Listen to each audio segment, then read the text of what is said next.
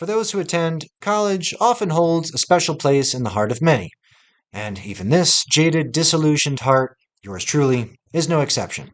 So when I came across this gruesome and often infuriating story from my own alma mater, the College of New Jersey, formerly Trenton State College, formerly the New Jersey Teaching College, formerly New Jersey State Normal School, much like many college students, TCNJ the school has reinvented itself more than once.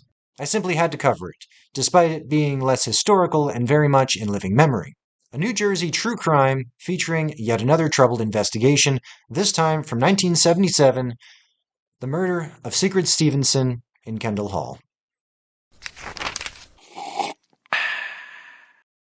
Welcome to Words and Coffee, where we talk interesting history about the Garden State and showcase a bag of small batch roasted goodness. Today's brew is PR Blend by Caffeine and Kilos.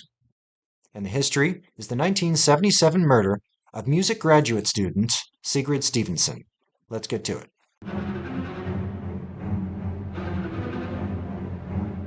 Sigrid Stevenson, aka Siggy, was originally from Livermore, California, and described by those that knew her as a free spirit and quirky.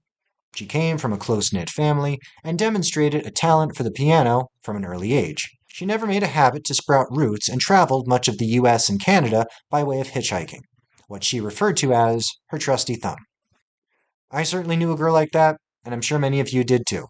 She also kept a diary in which she chronicled her travels, dreams, and thoughts. Among those was her desire to become a music teacher, and at the age of 24, she enrolled in the Masters of Music program at the College of New Jersey, then Trenton State. Not much is known about that first year, but surely someone like Siggy made friends and was known to her classmates. At the very least, we know that she made a habit of hanging around in buildings after hours, either hiding out after they were closed or let in by the janitor with whom she was acquainted. In any case, campus police were aware of Siggy. Usually, they'd just ask her to leave, and that would be the end of it, until the next time it happened. In particular, she was intimately familiar with Kendall Hall, which then held the campus theater and music rooms and her beloved piano. A year passed. It was 1977. That summer, she stayed with the professor, Alan Lutz, as a temporary situation. It doesn't look like there was anything romantic between them. It was just a place to sleep until she left for a trip to Nova Scotia before school started. That was in August. Upon returning, she was supposed to live with family friends in the area, the father of which was a volunteer firefighter in town. However, when she arrived at the house on September 2nd, the door was locked, since the family was still at the Jersey Shore for the Labor Day weekend. Say what you want about modernity, but I think we can appreciate the convenience of this little computer in my pocket that can communicate with someone on a beach. Or leave a damn key under the mat if you know you're going to have guests. Thus, lacking for options, Ziggy headed to campus early and figured she'd just crash on the couch in Kendall Hall until the family returned, a building which she had experience letting herself into. It turned out there was this one door that if you just pulled on it really hard, it would open. Having spent some time there, that seems entirely plausible to me. Classes hadn't started yet, but there were still a handful of people around campus. Among them was a theater troupe who were rehearsing for an upcoming play. They stumbled upon Siggy, who was sleeping in the green room on the night of September 3rd. They kind of all shared a laugh over her odd predicament and invited her to stay for the play, which she did. During the intermission, after the first act, Siggy returned to the green room to talk with the cast and crew, and they all recalled she was friendly and in high spirits. Sometime later, however, her mood had changed. When asked, she simply said that she had gotten into an argument with a man and, quote, lost. We don't know who it was or what the nature of the exchange was, just that she was behaving differently. That night, a member of the cast recalled seeing her around 11:30. After that, her whereabouts were unaccounted for. Until, that is, nearly 24 hours later, on the evening of September 4th.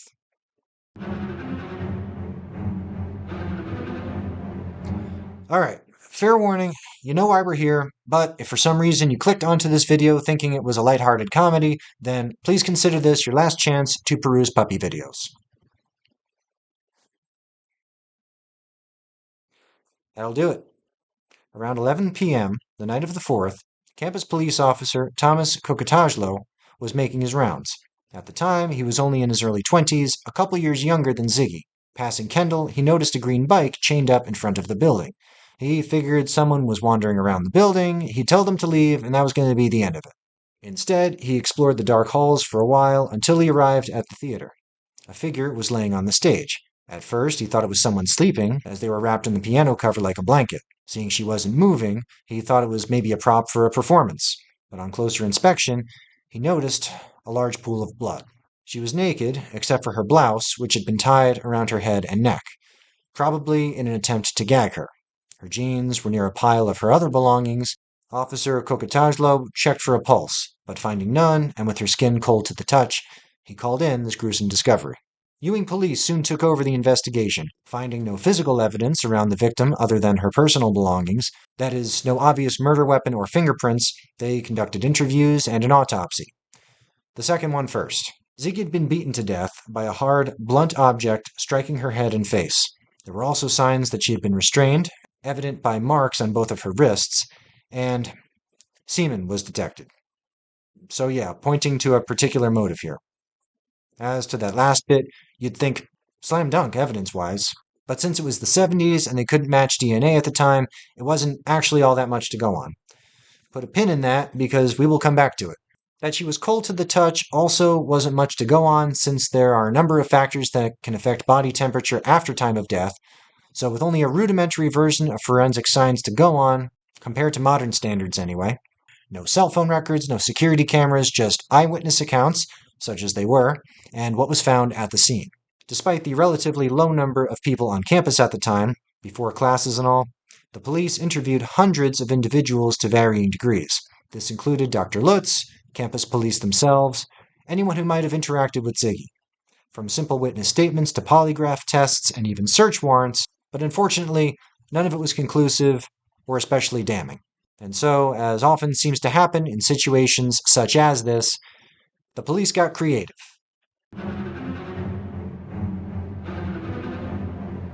So to briefly summarize, Ziggy was found on the stage of the theater, beaten to death and naked, except for being wrapped in the piano cover, apparently restrained using her own blouse and something else around her wrists, something that was no longer there. We don't know what. The police speculated that it might have been handcuffs. An autopsy photo was taken that apparently showed the lines on her wrists matching up with a pair of sample handcuffs, which were applied to test this theory. Haven't seen it, so I can't say for sure, but that's what they say. The theater was locked, so it was plausible that the killer had access to keys. Plausible. Again, I mentioned that Ziggy was aware of a door that you could just pull on and have it open, so take that for what it is. The theater was also dark when Officer Kokotajlo discovered her body, so plausible that the killer was also familiar with the lighting system. For those of you who weren't in the school musical or otherwise familiar with stage operations, it's a little bit more involved than flipping a light switch. Now, with all that out of the way, and without belaboring the point, the established theories essentially come down to 4 plausible suspects/theories, which I will address in order from what I consider least to most likely. 1. A lighting technician from the play. This one is thin. The rationale is basically, the lights were probably on when Ziggy had been inside, but turned off as the killer left, and he probably also had keys, which the lighting tech did, but lied about. And his mood reportedly changed after the murder. Okay, maybe, but I don't buy it since it fails to explain the marks on her wrists and provides no murder weapon. And we're walking. 2. The janitor, a man who often let her into the closed buildings and whose name and contact info were found among her personal belongings. Also, they were sometimes seen together, presumably talking, but who knows. Unfortunately, he was fired soon after the incident, for reasons that are again not clear, and was never questioned under polygraph. So, there's that. Still no murder weapon or restraint, and I'm still skeptical.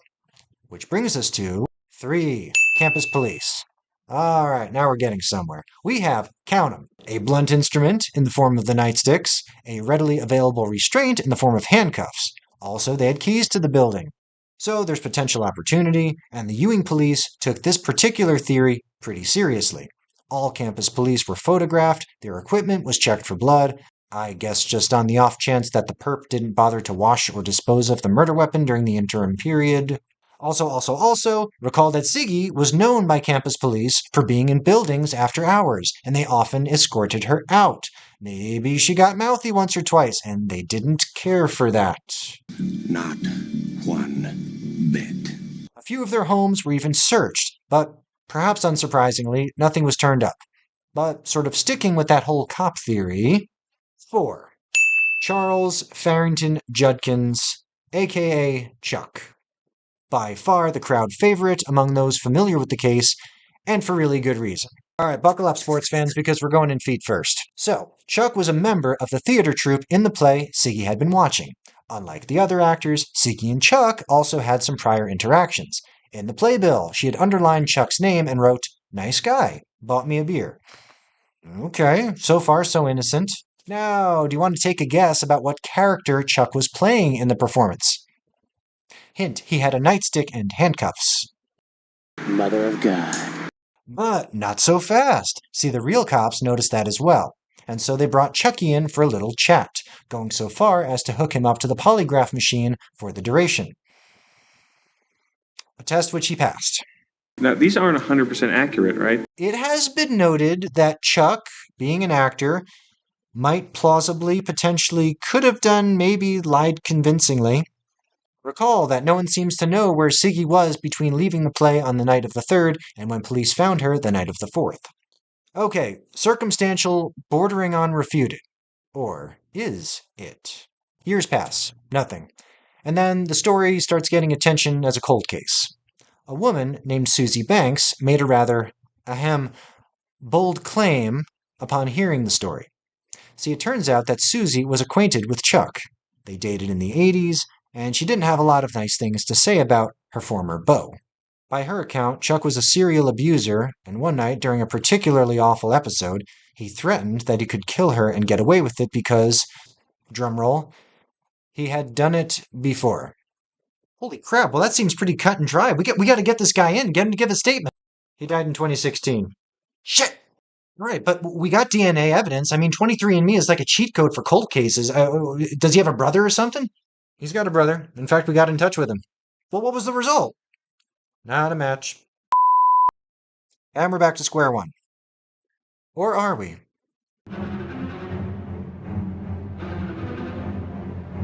So Chuck Farrington, aka Judkins, he apparently changed his name at some point. That's totally not suspicious. Appears to be the only suspect with an alleged pattern of behavior. If any of the others had history of domestic abuse, it hasn't been mentioned. But DNA wasn't a match. How do we square that circle? I can think of a number of ways. It was 1977. That was the first year researchers began experimenting with modern sequencing techniques. DNA samples wouldn't even be considered viable criminal evidence until 1986, 10 years later. What were the protocols for preserving evidence? How well were they followed? Who was watching the brother when he provided the cheek swab or whatever it was? Was there any chain of custody at all? No, but I ask questions, and what perturbs me is that you don't get answers. These are all interesting questions. To me, it's not beyond the pale to imagine the DA's office would be reluctant to admit their handling of DNA evidence might not be as airtight as they would like the public to believe, it being the cornerstone of so many modern cases. Who knows? I'm just a dude on YouTube talking about nonsense. Now, in this country, one is innocent until proven guilty.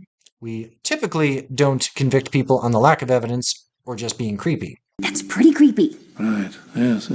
But we don't arrest people for being creepy. Yeah, Bruce, know that guy we got in the tank? The creepy one? Yeah, better let him go. Really, really creepy. So, in the end, I'm afraid it's going to be one of those. Just a reminder that I certainly mean no disrespect to the victims in these things. Humor is just my coping mechanism. Sigrid's case remains officially unsolved, a dark tragedy in a place I have strong affection for, a grim reminder to always be aware of your surroundings, and to leave a key under the mat.